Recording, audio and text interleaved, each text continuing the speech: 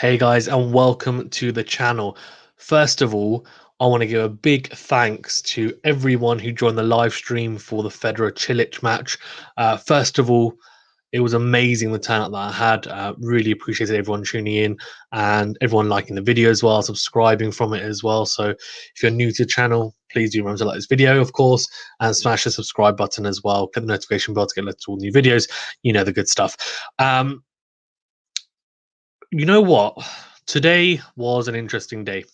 Day 5 of the French Open, the second round, and we had some interesting matchups, some interesting results to say the least, and some big shocks as well. So let's work our way first of all through the men's, and I'm going to start with Federer Cilic just because I watched that whole match really. Uh, it was a shame. I wanted to try and cover in terms of live streaming all of it. Unfortunately, bit of work, other work came up, so is what it is. Hey, but anyway, Roger Federer ended up winning 6-2, 2-6-7, 6-6-2. Now, this was a seesaw of a match. The first set, Federer, I think, took that form from the Dennis Istomin, performance. Yes, he has come into the French Open pretty cold. Obviously, just playing in Geneva and losing even to Pablo Andujar, who also beat Thiem, has now actually gone out himself to Del Bonis in the second round. But yeah, I mean, look, Federer didn't look his, let's say, his old fluent self in that match. The first round here, I think he looked pretty good, and everyone was getting a little bit hyped up. And you know what? Why not? So going into this match, I think Marin Cilic being a former Grand Slam champion, it was a very, very tough second round. But he came through that first set, and as I said, took that form into that first set. Cilic though bounced back, and big serving, big hitting player as well that he is. I think he definitely gave Federer a run for his money. And that second set, he just there was a period where he'd won about 12 out of the last 15 points. He broke Federer twice. It was just the momentum was with him, and he was like a steam train that Federer just wasn't able to contain at all. Now, going into the third set, I was thinking, and everyone who was on the live stream will know, I was saying, you know what? If he carries this on, it's going to be really tough, and I can see Cilic potentially winning the third set. But both guys served really well in that third set. There were quite a few holes to love, even. And Federer, I think, when he was 5-4 down, he held to love to make it 5-all, and at 6-5 as well down, and eventually ended up, you know, winning that tiebreak 7-6, which was really, really impressive. Again, both serving well. Cilic, unfortunately, there was a double in that tiebreak, which I think definitely did play a part overall. But what I would say is, you know what, Federer, for me, has just been very, very pinpoint accurate with his serving throughout the whole match. And then I think going to the fourth set, the momentum that Cilic had wasn't quite there. And maybe fell away slightly. So a bit disappointing on that front. Okay, let's get through the others then. My boy, my man, my main man, Rafael Nadal, 6-love, 7-5, 6-2. The Spaniard coming through. I mean, just dishing out a bagel as well, just for fun, against Richard Gasquet, who's a damn good player. Yes, let's be honest, he is very up and down at times, but he's a maverick, isn't he, Richard Gasquet? I mean, there's times where he will just turn it on and he can beat anyone on any given day. Andy Murray used to have, I mean, marathon matches of 5 sets with him, and it could go either way. He's just a very talented player, one of the best one-handers on tour as well. And talking of one-handers as well, it's worth mentioning Federer hit some unbelievable one-handers today as well. I don't have one-hander myself, but great to watch. Struff continued his good form after dumping out Rublev, actually, which was a big upset in the previous first round, and he won straights, 7-5, 7-6, 6-4. So opening up for him, really cool for him. Alcaraz, I like that, coming through 6-4, 6-2, 6-4 against Basilashvili. That's an upset, the number 28 seed as well. So really good stuff from him. And then we had Alex de Minaur against Chechenito. Oh, that's unfortunate. The Australian losing in 4 sets, 6-4, 6-1, 3-6, 6-1. It's a shame. It's a shame. Another little upset there. Djokovic crew 6-3, 6-2, 6-4. Not too much to talk about him or Nadal. I mean, more same old, right? Same old, same old. Barankis got through in 4. Nice, I like that. And this was one actually that I thought was quite impressive because Lloyd Harris has been in some good form. Cameron Norrie, though, a bit of a favourable second round for sure, but the fact that he's now made it to a third round, I think, bodes well. Came through 4-6, 6-3, 6-3, 6-2, so really good.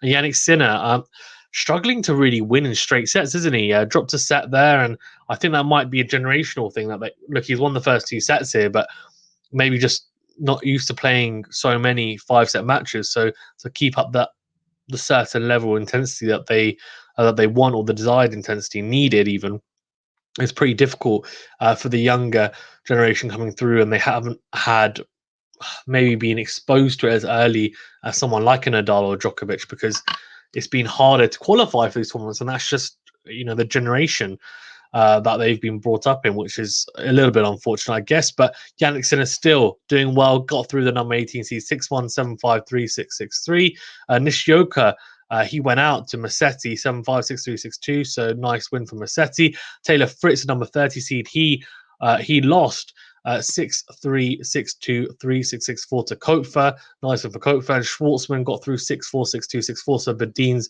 campaign, it comes to an end. Now we had a couple of pretty big upsets here. Yaima is a decent clay court specialist, or sorry, clay court player even. Gael Monfils actually bageled him. Now, there's not many matches where someone will get bageled and they'll come back and win. And this was one of them, especially in the first set as well. Monfils, completely misread that. Monfils got bageled, even in the first set. Now, that does not bode well. If Monfils gone on to win this, I would have been like, wow, well played, because to get bageled and then go on to win a match is pretty impressive.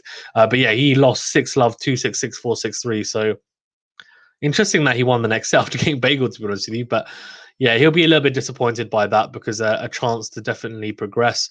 Cole Schreiber rolling back the years against Aslan Karatsev. Aslan Karatsev, that is a big, big upset for me, because I really was backing him to get to like a third, fourth quarters even. I wouldn't have been surprised, and he's been in fantastic form, really steady. Number 24 seed, though, gets knocked out. Philip Kohlschreiber is definitely rolling back the year. 6-3, 7-6, 4-6, 6-1. See how far he can go, man. Berretini, carrying on his good form, came through 6-3, 6-3, 6-2. And Seppi got knocked out by Kwon, 6-4, 7-5, 7-5. Berrettini's one to look out for, the number 9 seed.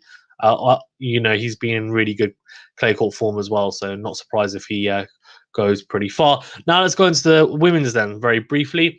Because there weren't too many upsets from what I know or remember.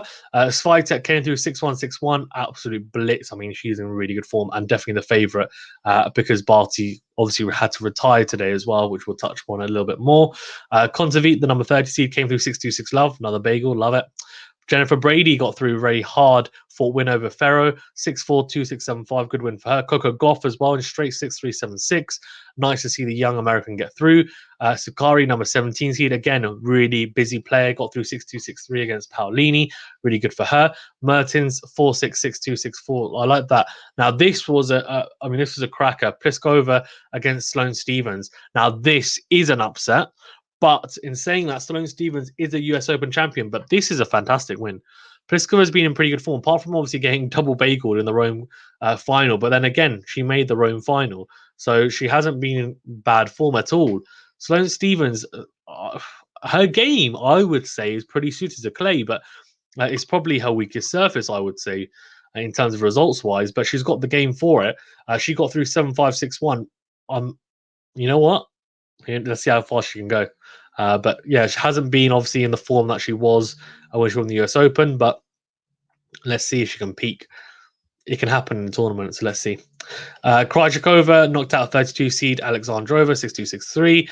And this is the big one, isn't it? I mean, Ash Barty, she lost first at 6-1 to Lynette, and then it was a walkover at 2 games all.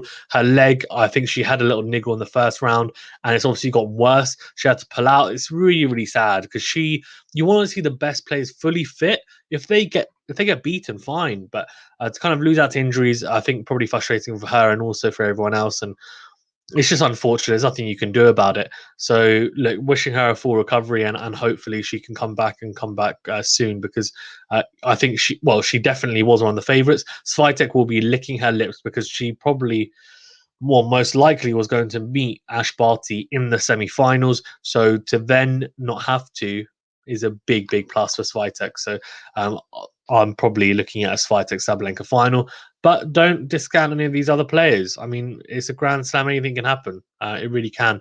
2 weeks, a lot of matches to be played still.